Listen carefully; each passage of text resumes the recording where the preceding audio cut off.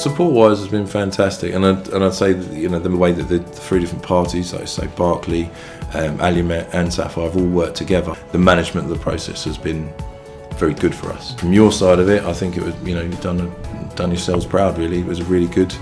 Everything worked as it should do. There was no blame on the other party. So yeah, I'd say it's worked really well. Snags that we've had, particularly on our Phase 6 development, have been very minimal.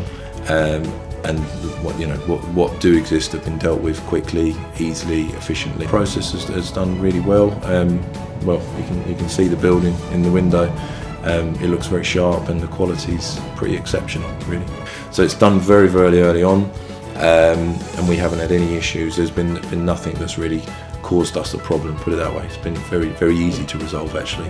And I think it all comes down to your paperwork and your setup of your contract. Our experience really with Sapphire has been really good, actually, from right all the way through the process. Commercially, technical guys, and now the guys out on site with the build team.